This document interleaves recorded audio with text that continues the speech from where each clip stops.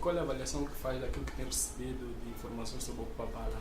Eu acho que há toda uma componente que foi desde aquilo que foi a estruturação e a elaboração e o que se encontrou no terreno. Há alguém que diz que há pessoas que sonham e fazem as coisas acontecer e têm que contar com outras pessoas.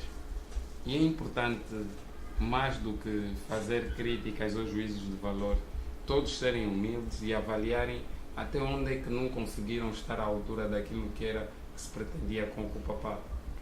E no meio dessa avaliação incluem-se todos os parceiros, desde nós, MUSEC, passando pelo Omunga, entrando por muitos dos próprios participantes ao evento. Exato. Tinta Preta, todo o conjunto de participantes e não só, e todos aqueles que esperavam algo em relação ao próprio Cupapala. Essa é a primeira avaliação que eu acho que tem que ser feita. Mais do que qualquer outra avaliação de buscar julgamentos ou juízos de valor sobre o que for que tenha acontecido, essa é a mais importante. Não se diminui o facto de que todo o tipo de dificuldades que foram criadas não terem comprometido de uma ou de outra forma as coisas a caminharem para a direção que caminhar. Mas eu acredito que o Cupapala tem tudo e absolutamente tudo para andar hoje, amanhã e sempre. E quando eu falo sempre, naturalmente tem a ver com o horizonte temporal das nossas vidas, né? Nenhum de nós sabe que vai viver a vida inteira, ninguém fica aqui para sempre. Mas tem a ver justamente que enquanto nós estivermos envolvidos com isso, vamos fazê-lo acontecer sempre. E continuamos mais uma vez aqui a dizer que os nossos parceiros, em momento algum, nós vamos abdicar deles. Eles até podem tentar abdicarem de nós, mas eles já estão institucionalmente comprometidos com nós. Aconteça o que acontecer. Nelo, o que é que trazes para o Papala? Bom, eu trago duas componentes. Pretendo fazer todo um trabalho de novas abordagens com os parceiros, porque eu acho que todos os apoios e aspectos de ordem logística e técnica que nós precisamos para concluir as atividades que ainda não foram realizadas não podem ser descuradas, e que acredito piamente que as pessoas não nos vão virar as costas, e que é isso que eu dizia há pouco da questão de haver esse comprometimento. É um comprometimento que está plasmado até, como diria outro, nós temos testemunhos do comprometimento, estão aí, e ninguém foi forçado, porque se alguém tivesse sido forçado teria pedido para que se retirasse o seu logo, o seu elemento de identificação daquilo que é todo o aparato publicitário e de divulgação do Cupapala. Mas que eu saiba, não é? Até prova em contrário, não foi a organização intimada legalmente e oficiosamente, nem oficiosa nem oficialmente, para que dizer, não, eu estou desmobilizado disso. E quando se fala de desmobilização, tem que se naturalmente dar uma razão para isso, para que essa razão seja agrupada aos restantes elementos que nos vão permitir, no final de tudo isso, fazer um relatório sobre o que foi o Cupapala e partilhar com esses mesmos parceiros, porque é importante que as pessoas percebam que no fim do Cupapala, um mês depois ou um bocado mais de tempo, todos os parceiros serão notificados sobre os elementos que permitiram a realização do Cupapala, desde os seus pontos fortes aos seus pontos fracos, porque a nossa intenção não é fazer isso hoje, nem matar uma iniciativa dessa que levou muito tempo a ser amadurecido, a ser criado e a ser tornado realidade. Quer dizer algo que pessoalmente eu não perguntei, né? O que eu estava para dizer, essa era a primeira componente que eu trago, não é? Trabalhar toda essa parte institucional e das relações e o contacto com os parceiros. O outro aspecto, eu trago uma comunicação que eu acho que é importante ser partilhada, mais do que talvez o que eu vá dizer, será aquilo que as pessoas têm para me dizer, porque eu não pretendo vir dar lições a ninguém, não tenho essa pretensão, e acho que nós temos mais hipóteses de aprender se estivermos atentos ao que os outros têm para nos dizer do que o que nós temos para dizer, porque o que nós temos para dizer são as nossas certezas, são as nossas ideias, são as nossas perspectivas, são as nossas convicções. O que os outros têm para nos dizer vão representar naturalmente uma ruptura com tudo o que nós temos e que, mais do que responder às perguntas deles, nós vamos ter que interrogar as nossas próprias respostas, que eu acho que é fundamental.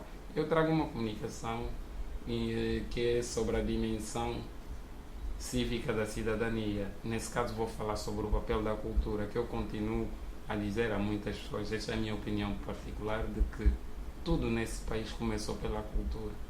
Foi a cultura que permitiu que esse país se tornasse também um país independente. Embora a cultura, em última análise, esteja a ser tratada no plano da dimensão e da grandeza que merece no espaço, seja público, político, econômico, de uma forma que só serve para entreter. A cultura hoje é mais vista como um elemento de entreter do que como um elemento de contribuir para as diversas mudanças aos mais diversos níveis. Mas hoje nos esquecemos que toda a nossa vida diária é marcada por atitudes e comportamentos culturais. Obrigado. A instituição é servir. Quem está na instituição e ainda não percebeu que o papel dele é servir, então está lá erradamente. O que deve procurar é encontrar a sua verdadeira vocação, não permanecer lá para não servir. E também porque muita gente chega à chefia não é por uma questão de competência ou por mérito. Exato, porque por questões políticas. E às vezes... Quer dizer, a questão política até não se coloca tanto. Eu acho que hoje em dia, e é aquilo que eu estava a dizer, a mim me faz imensa confusão, porque eu já não sei bem o que é esquerda, o que é direita. E que muitas vezes as pessoas estão a falar que são de esquerda e o discurso é completamente contrário àquilo que ele afirma. O que eu acho que existe nos dias de hoje é um conjunto de conveniências e que não são as conveniências do servir. Agora, as conveniências do servir dizem que, em primeiro lugar, você tem que estar atento a quem serve. E uma coisa é certa, quando as conveniências de quem está no serviço não é servir, não são as conveniências do serviço. Totalmente ao contrário, né? Justamente. Mas não nos esqueçamos que ao longo desses anos também nós temos um déficit muito grande em relação àquilo que foi a formação dos próprios agentes do Estado.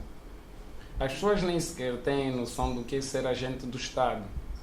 As pessoas não têm sequer noção do que é Estado, do que é governo. Nada, podemos falar um pouco mais de ti. Será que quando eras agente do Estado, percebia exatamente qual era o teu papel dentro? Sempre o percebi. E talvez por o perceber, tivesse de facto atitudes e comportamentos que aos olhos de quem não foi preparado para perceber essa diferença, eu estivesse contra as pessoas ou contra alguém por levantar e questionar determinadas orientações que eram dadas sem ter em conta regulamentos, leis, diretrizes e ordens. Porque a esse nível tudo passa por aí. E quando algumas dessas coisas são decididas sem ter isso em consideração, o mínimo que você pode pedir é que te coloquem à disposição os instrumentos legais para fazeres bem o teu trabalho. Não estás a ser nem impertinente, nem mal criado, nem contra ninguém. Porque é importante que um agente do Estado esteja informado do papel que está a desempenhar. E se você tem alguma dúvida, a pedir essas referências para a execução do teu trabalho é a melhor coisa que podes fazer. Só mostra o teu zelo em relação ao trabalho que tu deves e podes fazer. E durante o tempo que trabalhaste também como funcionário do Estado, será que essas tuas práticas não eram seguidas por outros colegas? Não, o problema é que... Bons exemplos, por exemplo? As práticas e os bons exemplos estão muito ligadas àquilo que é a formação de base das pessoas. Nós não nos esqueçamos que nós vivemos numa sociedade muito hierarquizada. As nossas famílias são profundamente hierarquizadas. Repare no seguinte. Para um mais velho, quando ele diz qualquer coisa, o que ele espera é a obediência do mais novo. E esse tipo de comportamentos também teve uma transferência para as próprias instituições. E muitas vezes não era a questão do mais velho, era a questão de quem estava mais tempo nas instituições. Nós vivemos num país em que há uma tendência para hierarquizar as relações sociais. E isso tem um reflexo na própria ação laboral. muitas das vezes há certos comportamentos e atitudes, desculpa, que se tomam e que são eminentemente fruto dessa educação hierarquizada que nós temos. E quando a isso se junta outro elemento, que é o desconhecimento das leis, das regras, das ordens, das diretrizes, que esses agentes precisam para executar bem o seu trabalho, já estás a ver o resultado que isso pode acarretar. Daí, em muitos casos, haver pessoas que agem da forma como nós já as vemos agir, porque eles acreditam na sua boa fé, de que estão a agir de acordo com aquilo que é esperado das funções dele como agente do Estado, porque ele às vezes não conhece realmente quais são as suas funções como agente de Estado. E qualquer ordem que receba sobre o chapéu ou o guarda-chuva da ordem, lá ele está a agir de acordo com aquilo que é o papel dele. Ele não se questiona diariamente se toda a minha ação está a ser feita ao abrigo daquilo que são as minhas responsabilidades como agente. Obrigado.